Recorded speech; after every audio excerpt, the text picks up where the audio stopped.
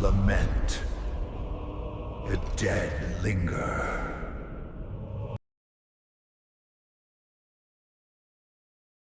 They stand barefoot on iron grating, 43 children in formation, while a mini-storm scribe recites parental service records and attached sentences. A bell tolls with each entry. A bolt pistol coughs in the adjacent chamber where witnesses are forbidden. The air tastes of machine oil, incense, and boiled wool. No one cries. The catechism forbids noise during separation ceremonies. At the processing table, the administratum clerk works with metronomic precision. Brass tags slide under the punch, receive a letter designation, and clatter into blood-felted trays.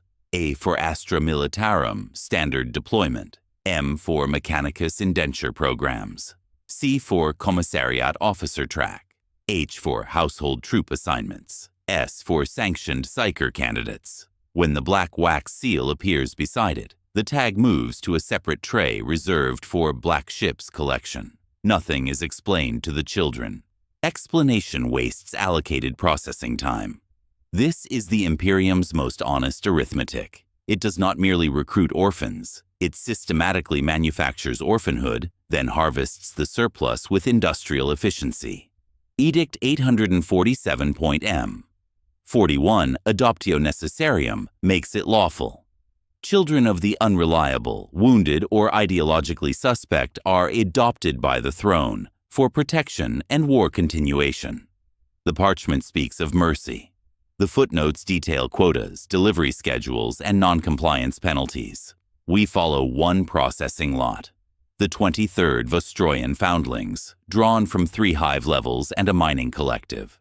Mara, 14, recites the second litany without error and maintains eye contact.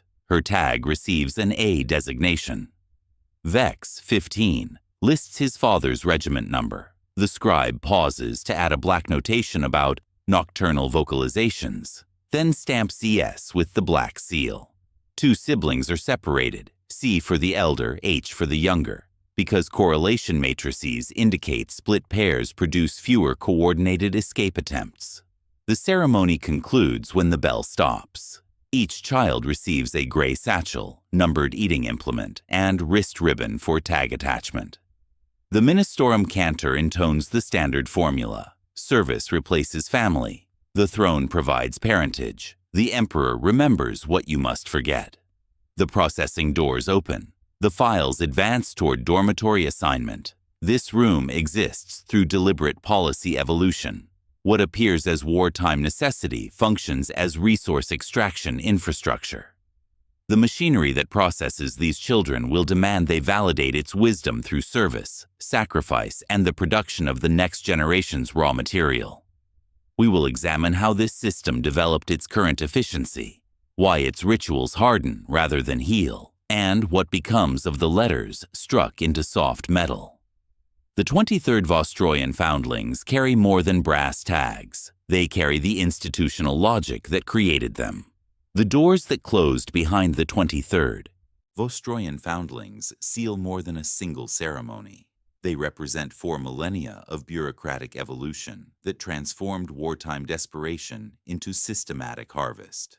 What began as emergency protocols during the Great Crusade, temporary housing for battle-displaced children, calcified into permanent infrastructure when the Munitorum discovered its most valuable lesson.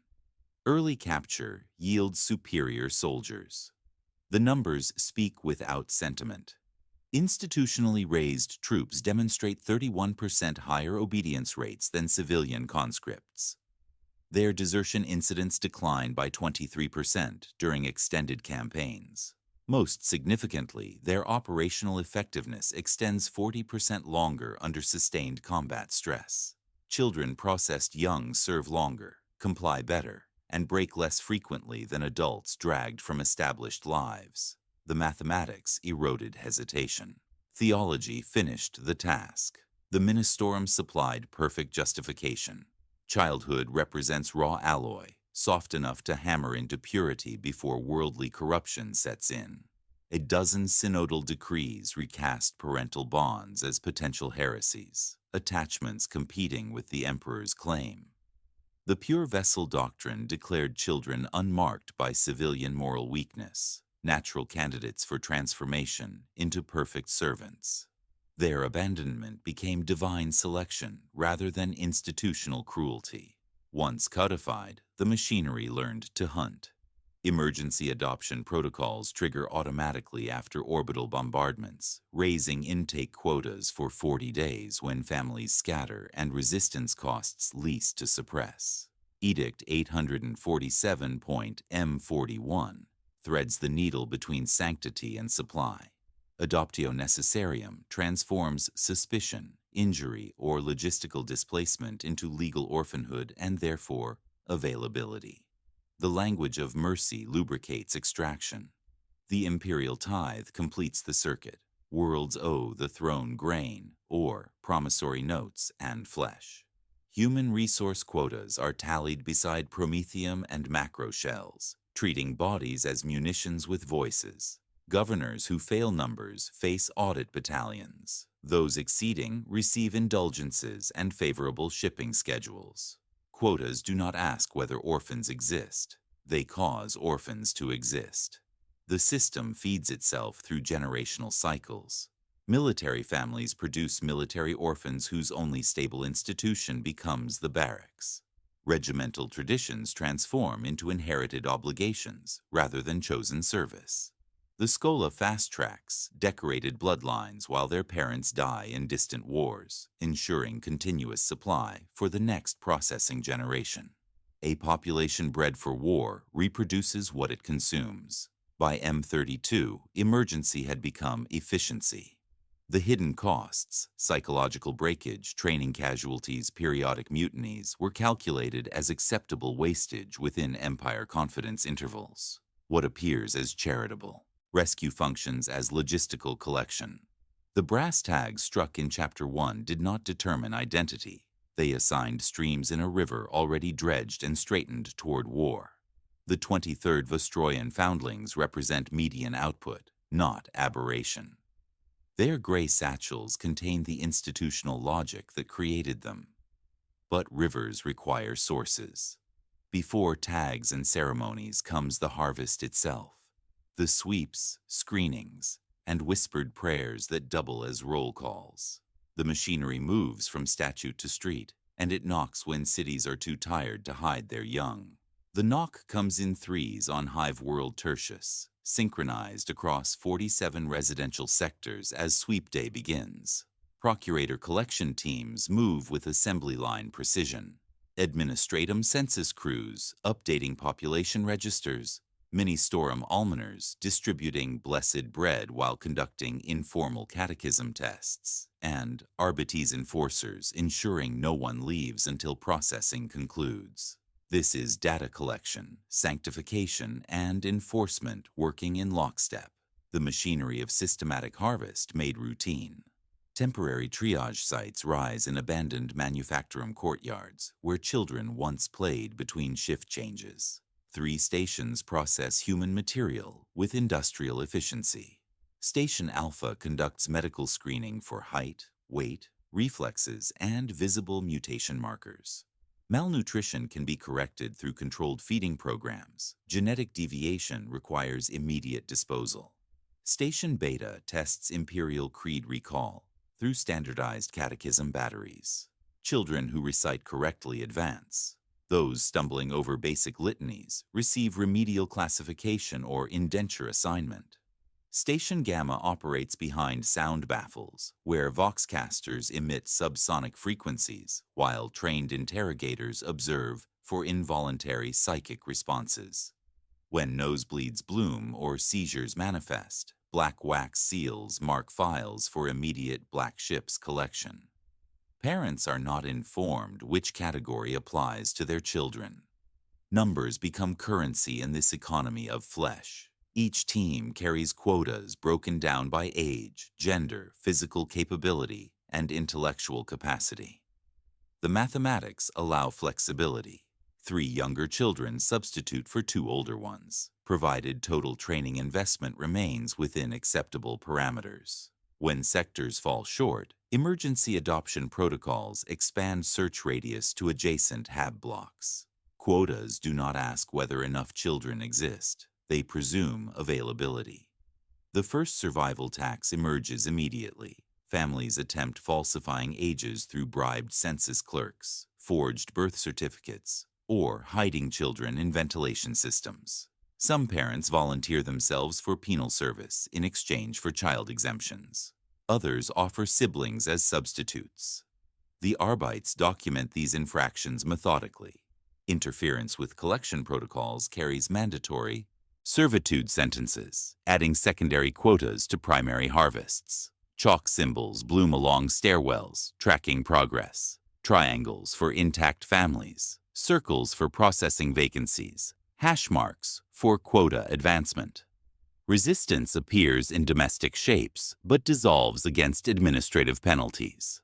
A mother presents a forged age certificate cut from devotional parchment. The ink runs when Medici wipes it with alcohol. An uncle hides 2 boys in air ducts. Arbites extract them dust gray and shaking, then arrest the household for obstruction. Children move through stations wearing skull-cloth masks issued at entry. Gray fabric marked with processing numbers, covering faces to prevent individual recognition and reduce emotional contamination. The masks serve dual purposes, standardizing processing while teaching institutional identity's first lesson.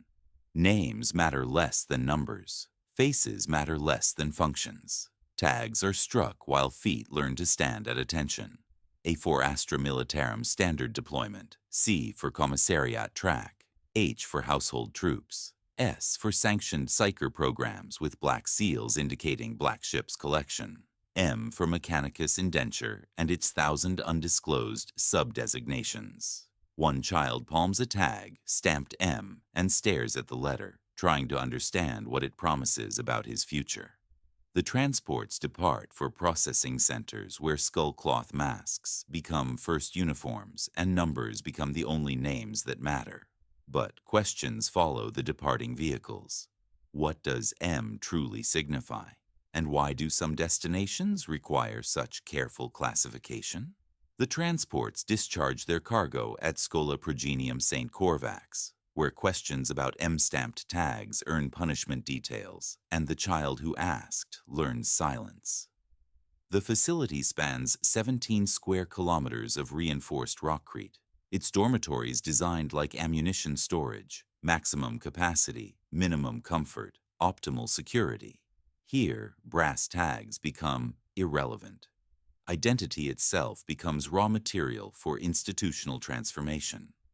Dawn breaks at 0400 with the Canticle of Absolution, sung while maintaining weapons that will never fire blanks. Cadet Mara stands in formation with 42 others, disassembling and reassembling her assigned lasgun while reciting litanies of loyalty. The youngest struggle with components too large for their hands. Failure to complete assembly within allocated time means missing the morning nutritional paste. Muscle memory and devotional memory interweave until trigger discipline becomes religious reflex. The paste arrives in measured portions, calories calculated to sustain growth while preventing comfort. Each dollop contains precise vitamins and minerals required for developing bodies, but flavor additives are classified as unnecessary luxury. Children learn to consume fuel rather than food.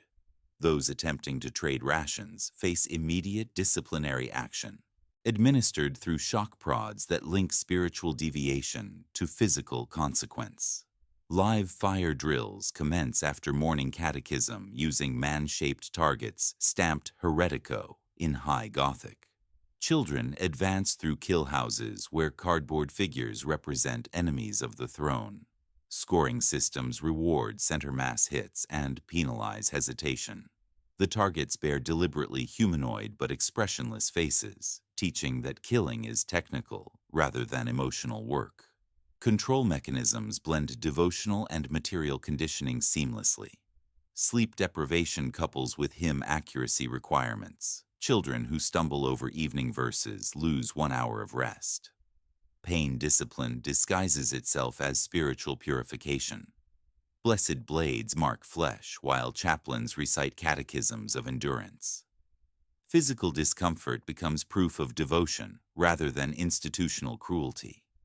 Survival taxes emerge even within controlled environments. Cadets barter for properly fitting boots using extra catechism recitations as currency.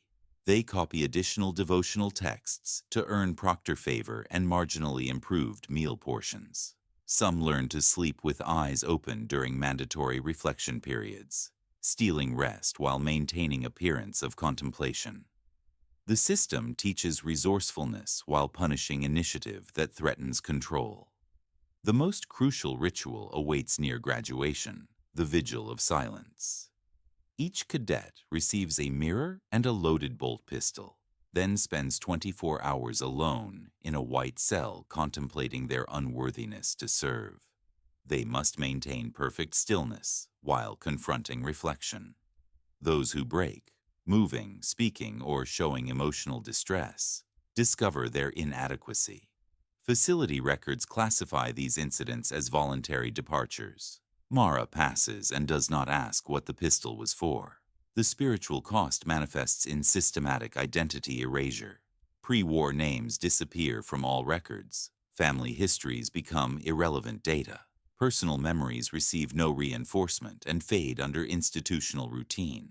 Children become interchangeable components rather than individuals with histories or futures beyond service requirements.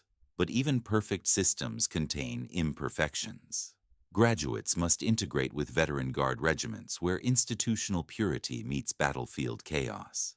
The Skola's controlled violence will collide with war's random brutality, and children raised on predictable cruelty will discover what happens when the enemy refuses to follow training protocols. The graduates emerge from St. Korvax carrying regulation kits scaled for adolescent frames, shortened lasguns with reduced recoil, flak vests trimmed for teenage torsos, and harnesses designed for ammunition carriage rather than frontline engagement. The Munitorum designation reads White Shield, auxiliary personnel aged 14 to 17, assigned to veteran guard regiments for integration and mentorship. The official rationale speaks of seasoned soldiers providing guidance while youth brings adaptability to aging units. The reality operates as systematic expendability disguised as education.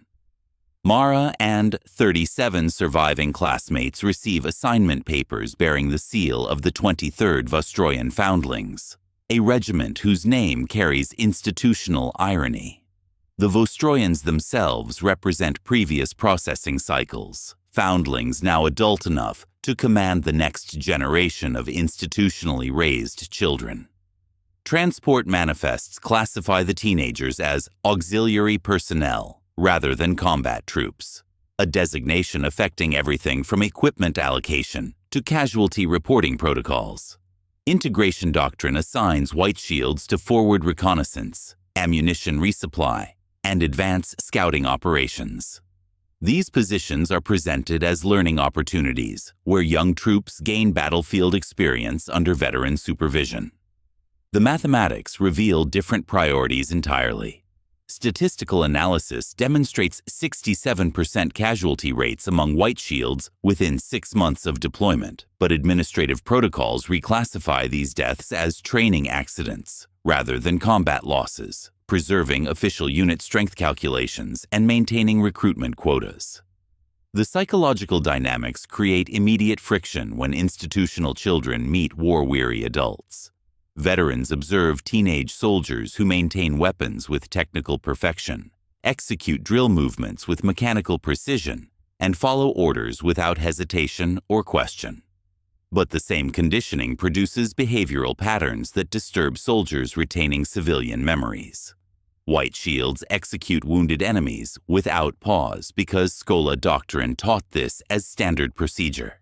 They demonstrate no fear response to artillery bombardment because institutional training eliminated emotional volatility as operational weakness. Authority inversions compound unit cohesion problems. Accelerated training programs often promote 15-year-old white shields to corporal rank, creating situations where teenagers command 25-year-old guardsmen who survived multiple campaigns. Experience and institutional loyalty operate by different logics that rarely align in practice. Veterans resent taking orders from children. White shields cannot comprehend why adults deviate from established protocols through improvisation and battlefield adaptation. The system reproduces itself through selective advancement. White Shield survivors who demonstrate both institutional loyalty and combat competence receive fast-track promotion to NCO positions within 12 months. These orphan-raised sergeants and corporals then command new orphan intakes, creating leadership structures where the machinery's products become its operators. The cycle completes itself through promotion rather than recruitment, ensuring institutional continuity across generations. Movement orders arrive bearing deployment coordinates for Korova 3, where Tau forces contest Imperial control of industrial infrastructure. Mission parameters position White Shields in forward reconnaissance roles, following standard doctrine that places expendable assets ahead of veteran troops. The 23rd Vostroyan Foundlings prepare to receive 43 St. Korvax graduates as their auxiliary complement, while institutional perfection prepares to collide with battlefield chaos that refuses to follow training protocols.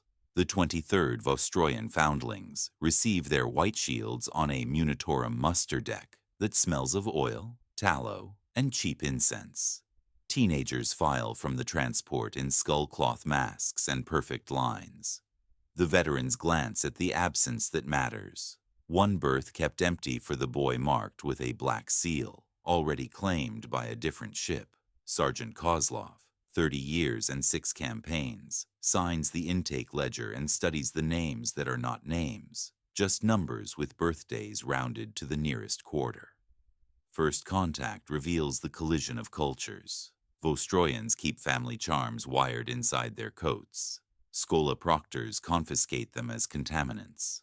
Veterans drink tea and tell quiet stories to test the new voices. The children answer with catechisms, each response the same weight and temperature as the last. Live fire familiarization on the derelict drill range generates the first report. A wounded cultist stumbles from a blind corner, hands raised. Protocol demands restraint and search. A white shield executes the man with a double tap and cites Skola procedure. The shot is clean. The splatter is cleaner. Kozlov files the violation as training carryover, then spends the evening rereading the commissarial guidance on auxiliary integration, searching for a line that explains how to teach mercy without weakening discipline. Authority inversions arrive on day 3. Cadet Corporal Mara holds a brevet that outranks 2 line privates with 4 campaign badges. Her orders are perfect on paper and dangerous in motion. During a live munition drill, she commands a mag rail crossing at regulation intervals, nearly slicing the platoon when the train arrives, late and the schedule does not. Kozlov cancels the drill, absorbs the reprimand for interference, and quietly teaches her to count breaths, not seconds. The chaplain encounters a different friction. Vostroyan rites center on remembrance and the names of the dead.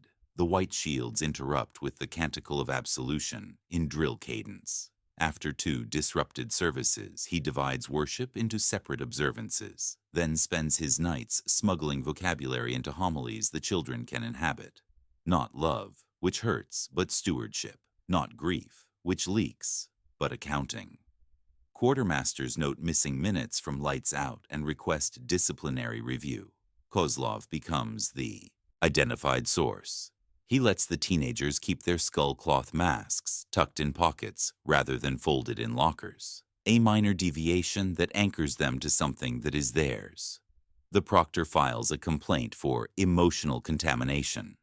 The commissar signs a warning. Kozlov signs it too. Orders cut through the arguments. Karava.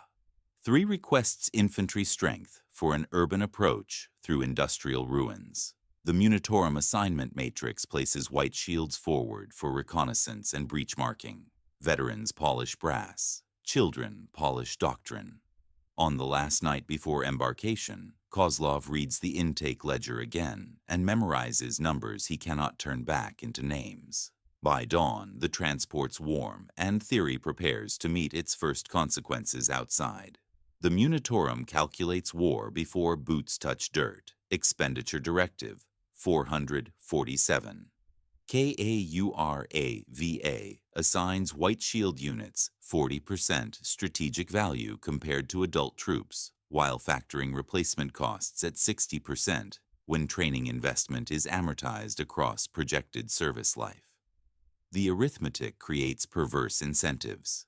Teenage auxiliaries become cost-effective expendables whose deaths preserve veteran strength for decisive engagements. Pre-deployment briefings distribute interaction protocols to adult soldiers receiving teenage auxiliaries. The guidelines read like equipment manuals. Maintain professional distance. Avoid emotional investment. Report behavioral anomalies immediately. Veterans sign acknowledgement forms confirming they understand White Shields represent institutional assets rather than surrogate family members. Kozlov signs without reading the penalties for non-compliance. Specialized equipment reflects expenditure mathematics. White Shield flak armor trimmed for adolescent torsos provides adequate shrapnel protection, but fails against direct hits that adult armor might deflect. Modified las carbines feature shortened stocks and reduced recoil, optimizing accuracy for smaller frames while limiting sustained fire capability. Ration calculations adjust for teenage metabolic requirements, providing sufficient nutrition for current operations while accounting for growth needs that may never materialize. The bureaucratic classification system creates strategic distortions. White Shield casualties code as acceptable training losses rather than combat deaths, preserving official unit strength calculations while understating actual battlefield attrition. Medical evacuation priorities place wounded teenagers below adult soldiers. Posthumous decorations process through separate channels that often result in delayed or missing recognition. Mission parameters for Korova. 3-position mixed units in forward reconnaissance roles, where Tau contact is probable rather than possible. Tactical doctrine places teenagers ahead of veteran troops to identify enemy positions and mark breach points, following standard expenditure protocols that preserve experienced soldiers for objectives that matter to campaign success. Intelligence reports describe Tau pulse weapons that vaporize human targets on contact, leaving no wounded to evacuate. Kozlov reviews the deployment manifest one final time, noting how transport schedules coordinate with replacement convoys already processing through St. Korvax. The machinery anticipates its own consumption. Around him, teenagers check equipment with mechanical precision while veterans adjust straps and whisper prayers to gods who do not calculate acceptable losses. Mara touches the skullcloth mask folded in her pocket, counting breaths as Kozlov taught her. The transport shudders toward Korova's industrial sky where theory will meet pulse rifle fire and the screams of children who never learned proper fear. The mathematics that justified this deployment await verification through physics, angles, velocities, and impact measurements written in flesh rather than ledgers. The industrial ruins of Korova. 3 stretch ahead in geometric patterns of twisted metal and shattered rockcrete, perfect terrain for pulse rifle ambush. Orange fog drifts through collapsed manufactoria, tasting of ozone and pulverized ceramite. White Shields advance in regulation formation, while veterans maintain overwatch from positions 300 meters behind, following tactical doctrine that places expendable assets forward to draw enemy fire and identify target concentrations. Trooper Vex, 15 years and 6 months, spots movement through a collapsed window.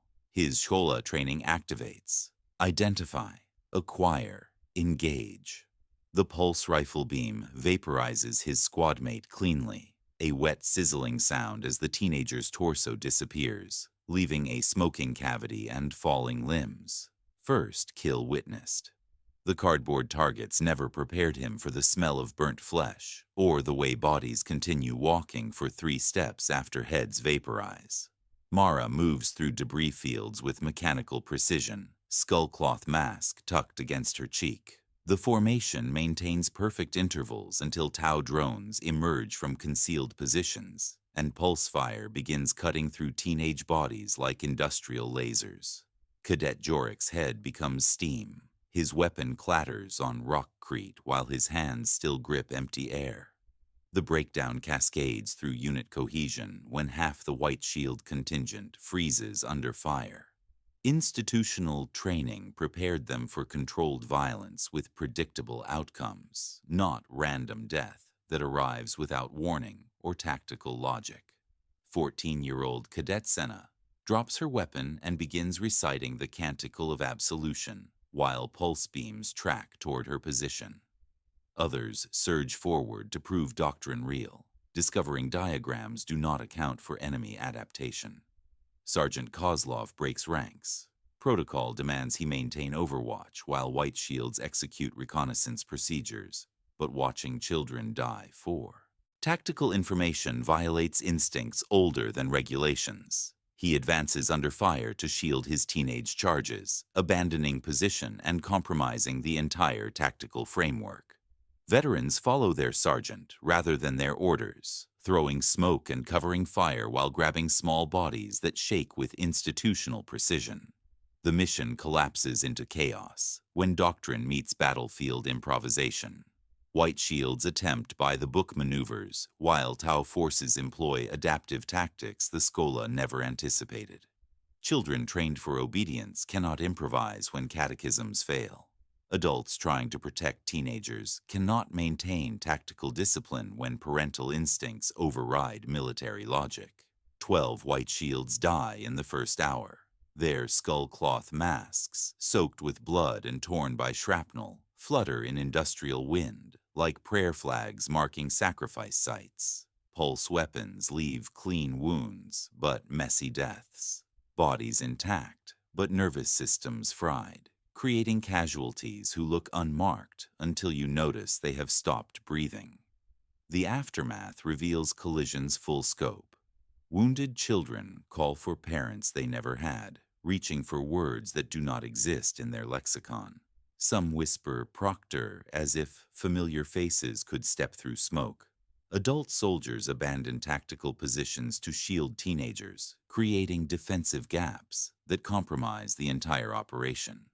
Mission objectives remain unmet while casualty reports climb beyond acceptable parameters. Commissariat investigation begins before the wounded finish bleeding. The official inquiry frames tactical failure as insufficient adult supervision and emotional contamination of proper military discipline. Kozlov faces charges of abandoning position and compromising unit integrity. The engagement concludes with bureaucratic efficiency. Official records reclassify disaster as training exercise with acceptable parameters, preserving statistical models that justify continued deployment of teenage auxiliaries. The system has consumed its fuel and demands accounting. But questions follow the survivors toward medical stations and disciplinary hearings. How does Imperial command structure respond to systematic failure? And what becomes of those who witnessed doctrine's collision with reality? The Commissariat investigation begins before the Medicai finish extracting pulse-burned shrapnel from teenage bodies.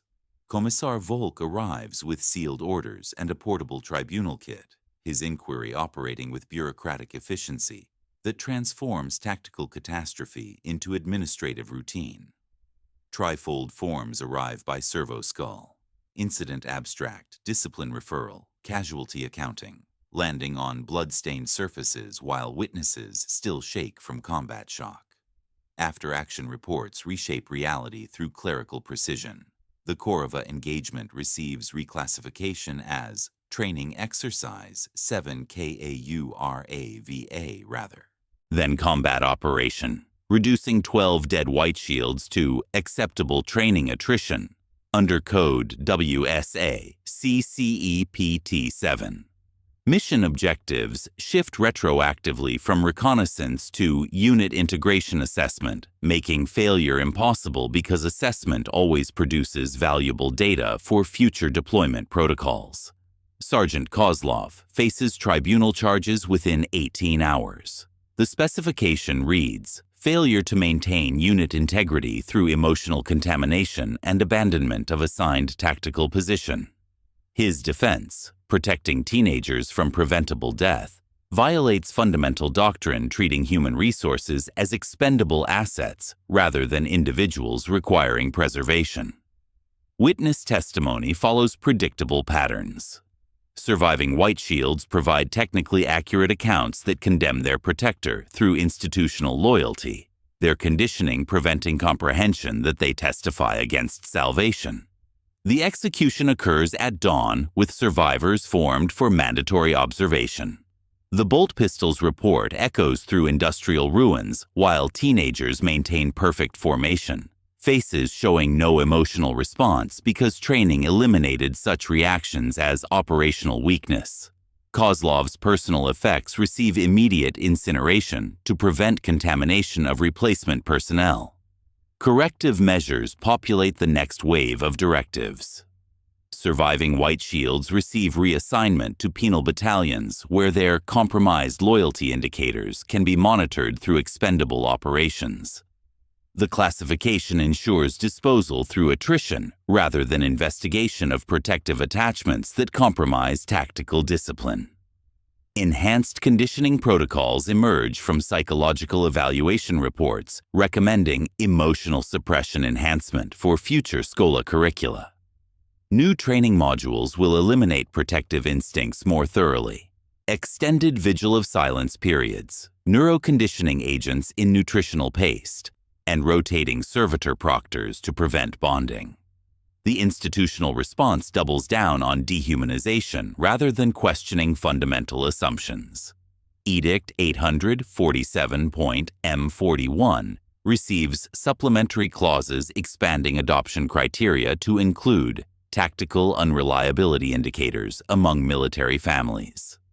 The legal framework adapts to enable systematic abandonment of children whose parents demonstrate excessive protective behavior, removing contaminated bloodlines while increasing orphan quotas. Replacement personnel arrive before burial details finish their work. The new sergeant carries standard orders and regulation emotional distance, ensuring proper unit discipline without contamination risk.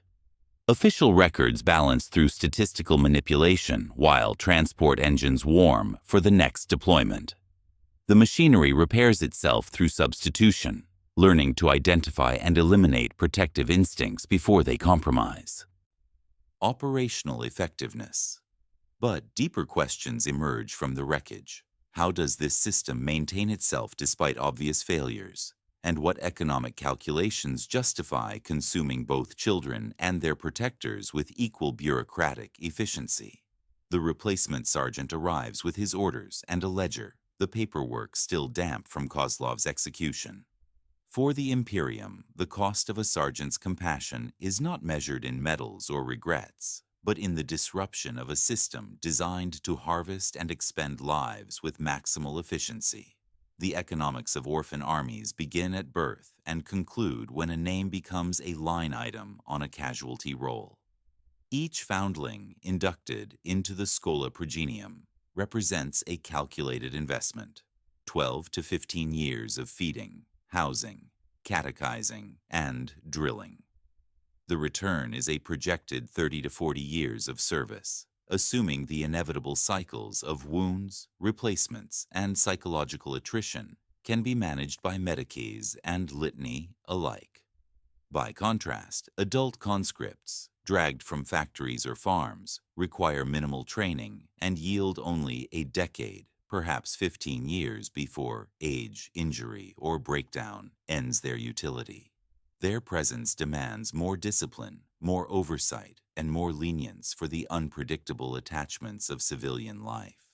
Orphans processed from childhood learn early that obedience and repetition are survival.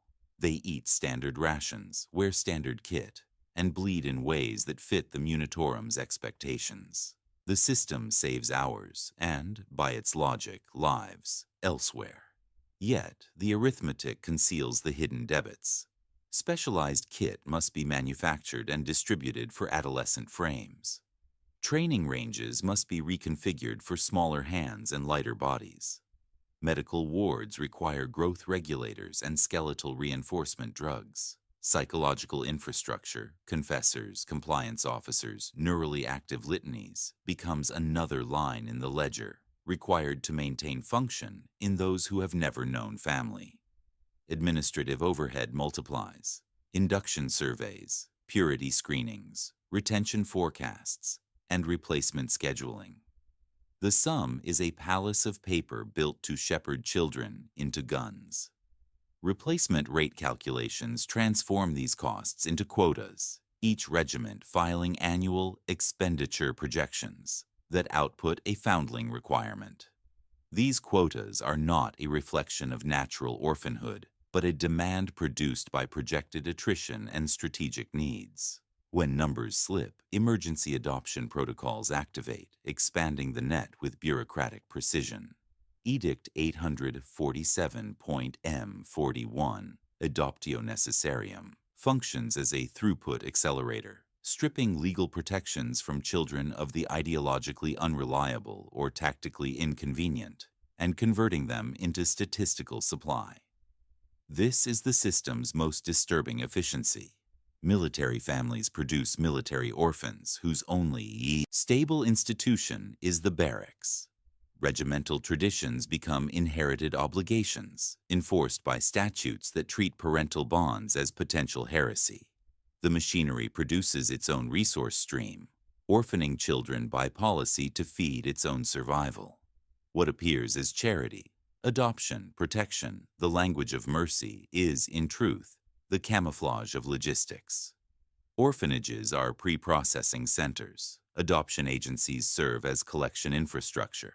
Child welfare is a mechanism to convert grief into supply. The Munitorum's quarterly reports celebrate efficiency improvements, faster processing, reduced training casualties, accelerated deployment. Success is measured in bodies processed, not lives preserved. Even waste is recycled. Training attrition yields servitors, psychological breakage yields penal fodder, psyker detections feed the black ships, and, far downstream, the Astronomican's endless hunger. The M stamped on a tag routes a child to Mechanicus ledgers, where flesh becomes a contract for steel, and vice versa. The system persists because its models hold, on paper. Kozlov's execution is an object lesson. Compassion, deviation, or hesitation are variables that introduce risk and inefficiency. The cost of mercy is greater than the cost of replacement. Remove the variable, reinforce the doctrine, continue the harvest. But models do not pull triggers, nor do they bear the memory of children standing at attention while a man is executed for choosing them over math. That burden falls to the enforcers, often products of the same Scola nurseries, who must reconcile the ledgers with the faces in front of them. Their accounts do not balance, and in the next turn of the machinery, we will see the toll this system exacts upon those tasked with making the numbers add up. Commissar Volk seals the tribunal documents with hands that remember the same catechisms now recited by the White Shields standing at attention before him. This represents the commissariat's deepest contradiction. Many enforcers are themselves Scola products, raised in identical dormitories, trained through identical conditioning, yet tasked with maintaining brutal discipline over their institutional siblings. They execute former classmates and discipline children who mirror their own processed youth. Traditional commissarial tools, summary execution, public flogging, fear of righteous wrath, assume adult psychological frameworks that simply do not exist in institutionally raised soldiers. How do you instill terror in teenagers systematically desensitized to violence since infancy? White Shields demonstrate no fear response because training eliminated such reactions as operational weakness. They possess no civilian attachments to threaten, No concept of life beyond service to leverage for compliance. The system adapts through specialized youth commissars trained in institutional rather than fear-based control methods. These officers study catechism, accuracy as behavioral indicators, monitor sleep patterns for signs of independent thought, and employ reward systems calibrated to teenage psychology. They manipulate devotional conditioning and competitive hierarchies instead of relying on terror, learning that isolation and ritual deprivation often prove more effective than bolt pistol executions. Internal debates reveal the strain this places on enforcement personnel. Classified reports document theological disputes about executing children for military infractions and practical concerns about maintaining discipline without destroying operational effectiveness. Some argue equal culpability before the emperor. Others advance theories of diminished accountability where free will was systematically erased. These discussions occur in sealed chambers because questioning doctrine publicly constitutes heresy. The psychological toll manifests in measurable statistics. Mental breakdown rates among commissars assigned to White Shield units exceed standard deployment averages by 43%. Substance abuse incidents climb through unauthorized consumption of medicae stimulants. Transfer requests multiply, creating staffing shortages that require replacement through the same processing systems the enforcers oversee. Volk himself embodies this contradiction. Raised at Schola Progenium Sanctus Validus, his memories of the Vigil of Silence inform his understanding of institutional psychology, while generating empathy that threatens operational detachment. When observing White Shields maintain formation during their sergeant's execution, he recognizes his own conditioned responses reflected in their blank faces. Even the Imperium's most reliable enforcement mechanisms show stress fractures when managing their own institutional products. The machinery creates perfect soldiers and enforcers who understand those soldiers too well, generating sympathy that compromises brutal efficiency. Commissars trained to eliminate weakness must confront the possibility that the system itself represents weakness. These adaptations ripple beyond military structures into civilian populations, where the normalization of child soldiers begins reshaping society's fundamental relationship with childhood itself. The commissariat's internal contradictions reflect deeper transformations spreading through imperial civilian populations, where the normalization of child militarization reshapes society's fundamental structures. Cultural mechanisms evolve to make systematic harvest not merely tolerable, but spiritually necessary. Religious doctrines reframe military service as purification ritual, with ministorum preachers declaring that young souls require cleansing through sacred violence before civilian corruption takes root. Ritual follows doctrine with bureaucratic precision. The benediction of the empty cradle becomes standard liturgy for families who preemptively surrender. Fet the children, to spare them the chaos of seizure. Dedication ceremonies transform abandonment into devotional act, where parents receive blessed parchments acknowledging their contribution to the throne's glory, while those who resist face investigation for ideological unreliability. On Foundling Days, mothers lay skull cloth masks on shrine altars, receiving vouchers promising better tag assignments, an illusion of agency that reduces resistance costs. Anticipatory grief spreads through communities like spiritual contagion. Families begin mourning living children as already dead to the military machine, protecting themselves from emotional devastation when collection teams arrive. Parents teach detachment as mercy, viewing offspring as temporary custody rather than permanent bonds. Love itself becomes corrupted, transforming from protection mechanism into recruitment vector, as cooperation appears safer than resistance. Propaganda completes the normalization process through systematic cultural reinforcement. Annual parades feature fresh schola. Graduates marching alongside battle-scarred veterans, embedding child soldiers into collective consciousness as normal imperial reality. Memorial construction treats fallen teenagers with identical reverence to adult heroes, while vox choruses sing of white shields as volunteer saints rather than processed victims. Underground resistance persists through falsified records, concealed chambers, and off-world smuggling networks. But discovery generates consequences that reinforce institutional control.